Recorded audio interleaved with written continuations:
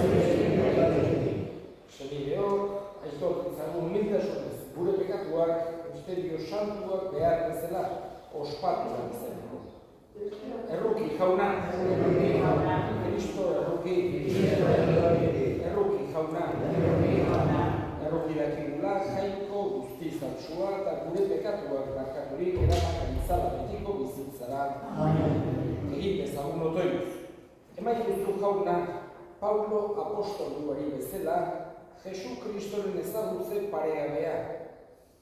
Horretan, eskolaturik hotsegin baizuen beti Antonio Maria Zakaria apaiz santuak salvameneko hitza egizan. Zure seme Jesu Kristo gure jaunaren bitartez, zure eta Espiritu Santuarekin, jaiko eta erregio izu baita, gizaldi eta gizaldietan. Amen.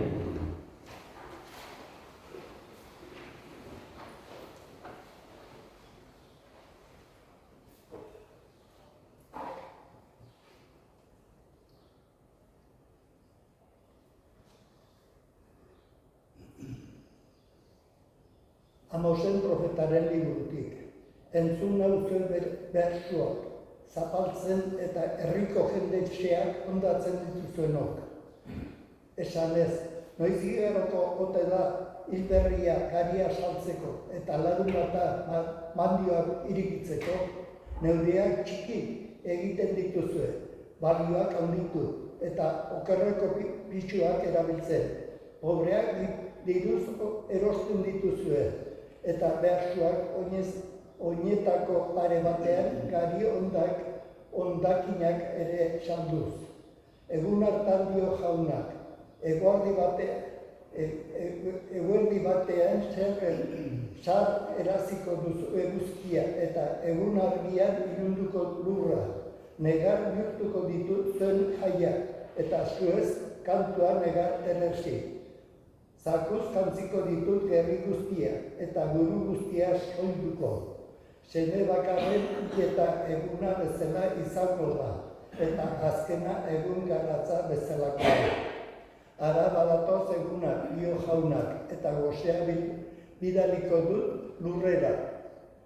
Ez hori gozea, ez egarria, jaunaren hitza entzuteko baizik.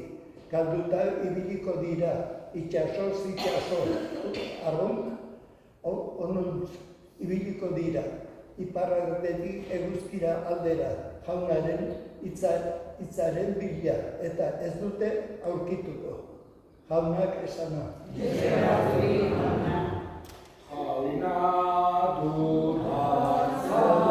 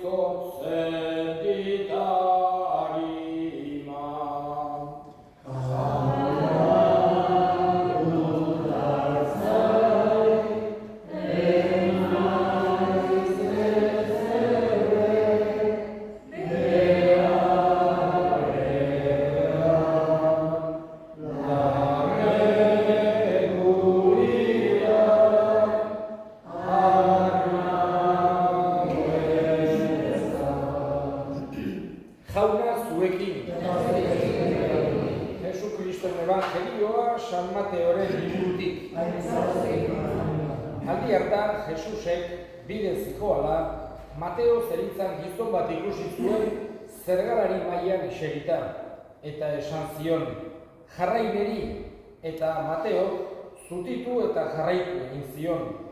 Jesus mailan zegoela, Mateoren etxean, zergalari eta pekatari asko etorri ziren, eta mailan eseri ziren Jesusekin eta honen ikasleekin. Farisearrek hori ikusita, honela esan zieten ikasleei. Zergatik jaten du zuen maisuak zergalari eta pekatariekin. Jesusek hori entzunik honela esan zuen. Ondo daudenek ez, baino gaixo daudenek behar dute sendagile. Zoazte bada eta ikasi zer esan nahi duen esaera honek. Opariak ez, baino errukia nahi dut nik. Ez bainaiz zintzoei dei egitera etorri, pekatariei baizik. Jaunak esana.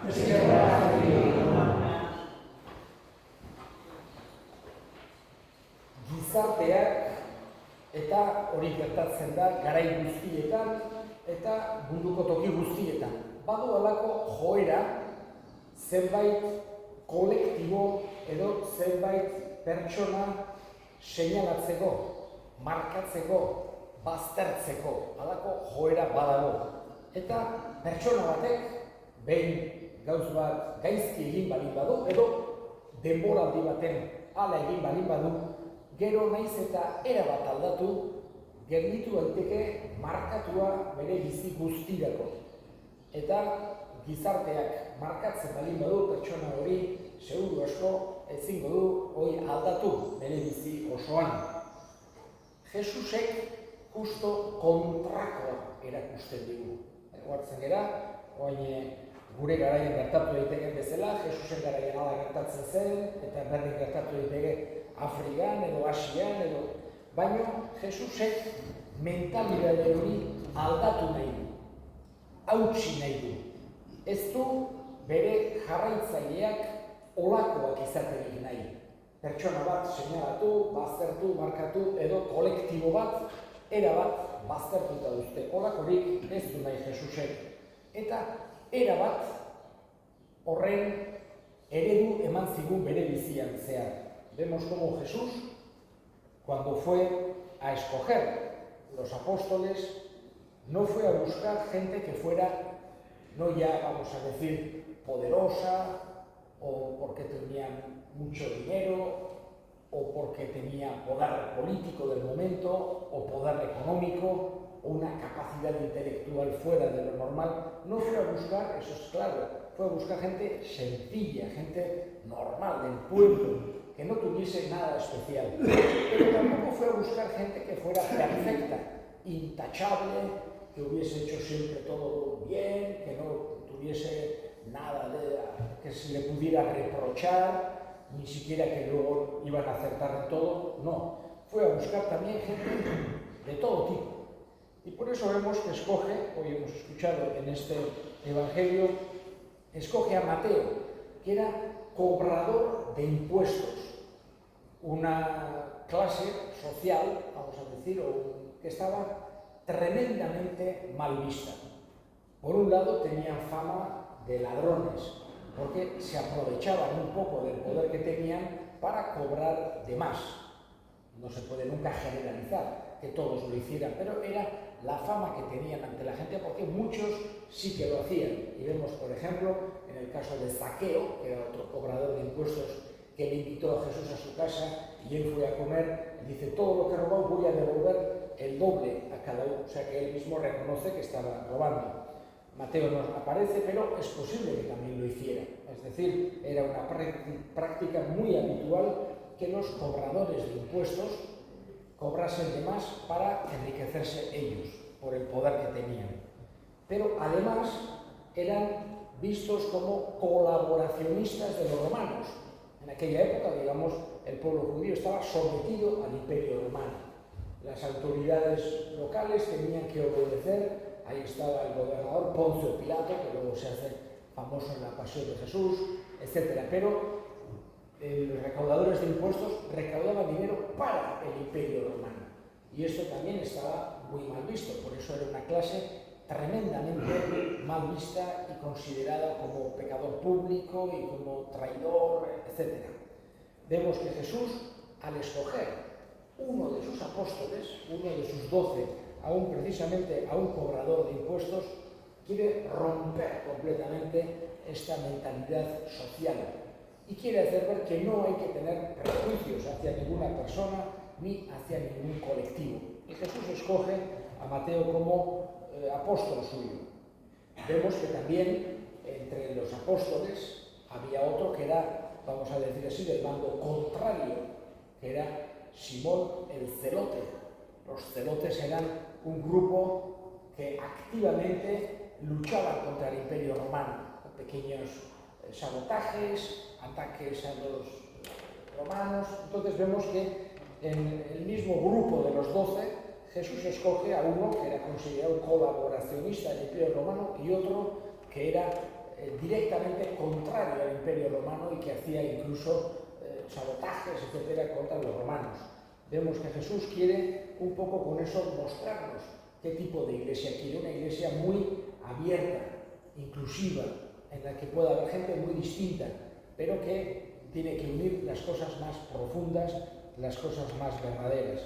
Por eso vemos como aquellos que le critican a Jesús, los fariseos, los escribas, se sentían mejores que los demás. Y Jesús continuamente, por eso, les habla en muchas ocasiones de una forma muy directa a todos estos para hacerles ver que no eran mejores que los demás, podían tener mayor virtud, pero la soberbia que eso les hacía sentir lo estropeaba todo. Y por eso Jesús comía con todo tipo de gente. También vemos que a veces fue a casa de un fariseo a cenar, no es que excluyese tampoco a ese grupo. Y por eso cuando le señalan y dicen, ¿por qué come vuestro maestro con publicanos y pecadores? Entonces Jesús responde a esta frase tan bonita, que no tiene necesidad de médico el sano, sino el enfermo. Pero con esto les quiere hacer ver que todos necesitamos médico. Ninguno nos podemos sentir, yo soy perfecto, o soy mejor, no es una actitud que a Jesús le guste. No quiere decir que estemos todo el día echando, hago todo fatal, pero tampoco se trata de eso. Pero quiere Jesús esa actitud humilde, agradecida, de no ir señalando, de no ir marcando, etc. Y finalmente, y con esto termino, la frase final que dice Jesús a aquellos fariseos es del Antiguo Testamento y que Jesús repite en un par de ocasiones: misericordia quiero y no sacrificios. No quiere decir que no esté bien el sacrificio, etc. Pero Jesús lo que les quiere hacer ver es que ese culto, sobre todo externo que tenían, muchos de ellos ofrecían sacrificios, entonces un carnero, o una paloma, o lo que sea, pero Jesús dice, lo importante es con qué voluntad se hacen las cosas desde el corazón. Jesús mira mucho más dentro que la apariencia externa. Eskatzen diogu Jesusi bere hitza entzuteak guri ere argia eman dezaigula gure bizirako. Eta egin ditzagun orain gure eskariak. Eskatuko dugu, gaurko egun horretan bereziki. Munduan zehar, gerran dauden toki guztietan bizi direnentzako. Bakea irista bila eta behintzat laguntza minimoak denek izan ditzatela eska dezaigun jaunari. Gure hildakoak ere gogoan hartuko ditugu gaurko meza santuan bereziki Izenta Ezkurdia, Mikeli Uarte, Enrique Arregi eta Martin Uruzeaga jaunak bere baitan hartu eta handik gure alde egin dezaten eska dezaigun jaunari. Entzuna eta honan, bihotzez egiten dizkizugun eskaria Jesu Kristo gure jaunak bitartez. Amen.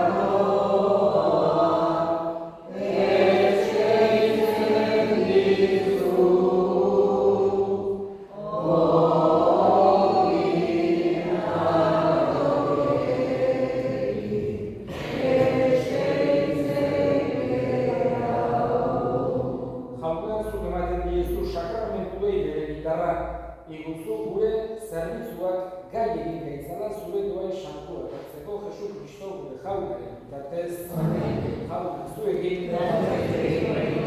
gora bihotzak, eskerrak hangoiko jaunari. Egokia bai eta zuzen nahi eta beti, zuri eskerrak ematea jauna, aita guztiz, santu, jangoikoa guztiru beti horri, Jesu Kristo jaunaren bitartez. Zure santuen fede itormen ederraz, idar berri ematen diozu beti zure bizari, eta argi berakusten guri zure maitasuna, zure salbamen asmoa gugan bete dadin, santuen ejemplu edarrak eragiten digu, eta hienotoitzak laguntzen.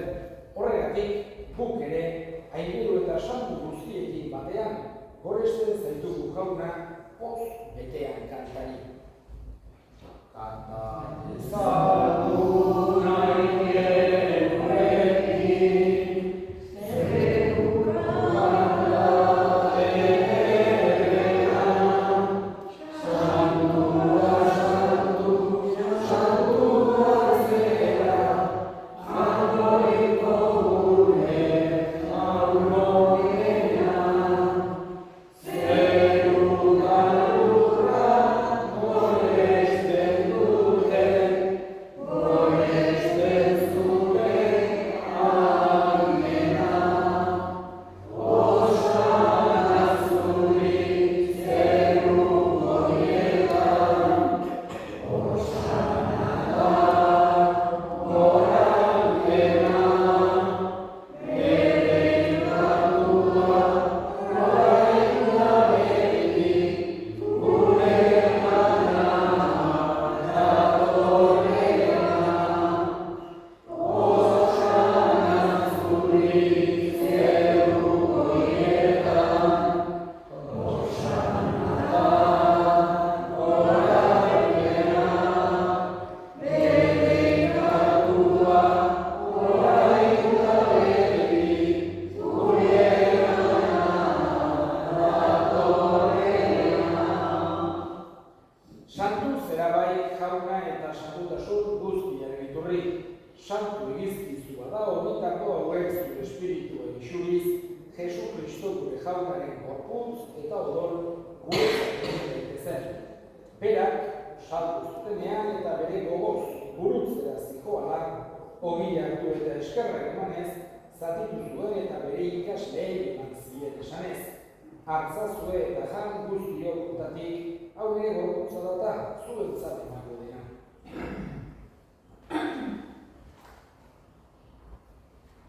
Afarondoan garbinkan zarturik, garbiz edo eskerrak emanez, bere ikasleei eman zien esanez.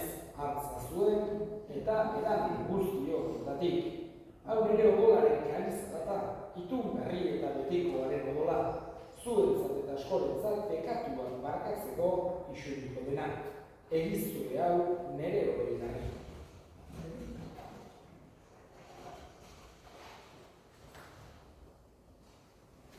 Hau da sinismenaren misterioa.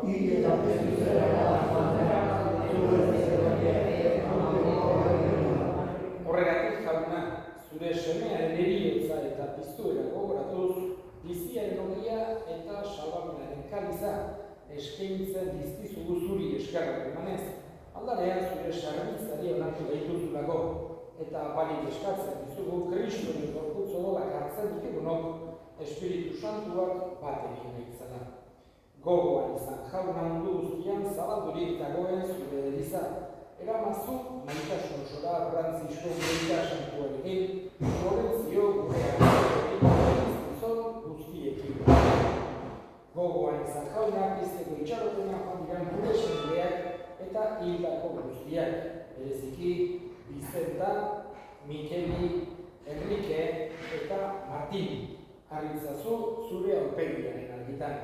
Errukiz akizkitu arren guk guztiok betiko bizitza iritsi dezagun, jangoikoaren Ama Maria Doarsuarekin, San Jose bere senarrekin, apostolu santuekin eta gizaldi guztietan zure adiskide izan diren santuekin, haiekin batean gure zeritzagun Jesu Kristo zure semearen bitartez.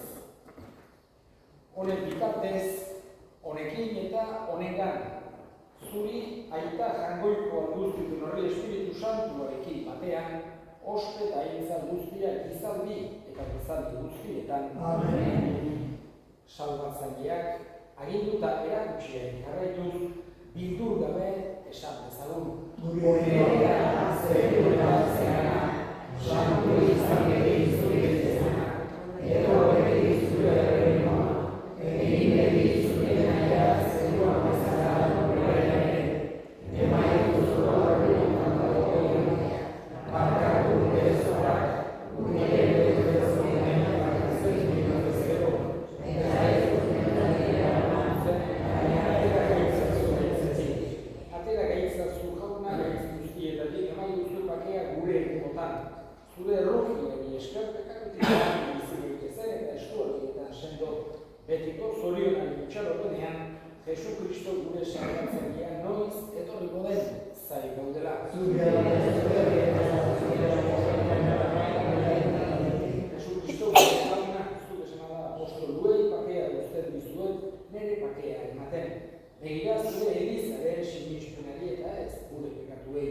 Eta zure gogoan bezala, eman jozu elizari pakea, eman batasuna. Errege bizi bezera gizaldi eta gizaldietan. Jaunaren pakea beti zuekin. Eman jozue pakea.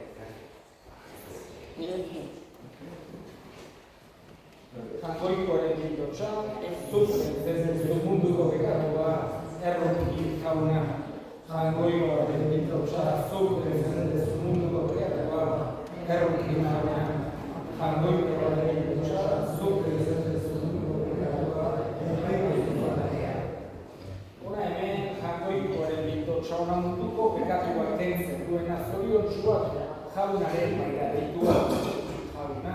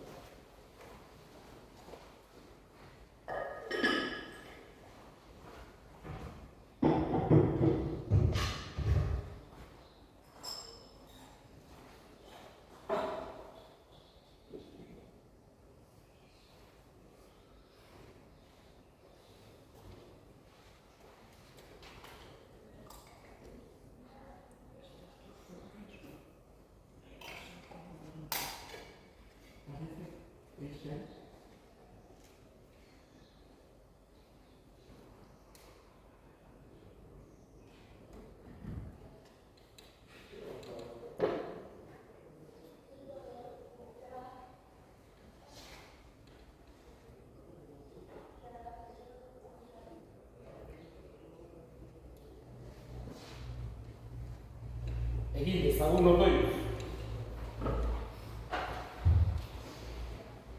Eskegi eta hartu dugun opariak eman dezaigula bizia jauna aitasunean beti zurekin bat eginik, fruitu iraunkorrak ekar ditzagun Jesu Kristo gure jaunaren bitartez. Amen. Jauna zuekin bedintak zaintzatu da jainko guztiak magaitak eta semeak eta Espiritu Santuak. Amen. Jaunaren batean. Aige.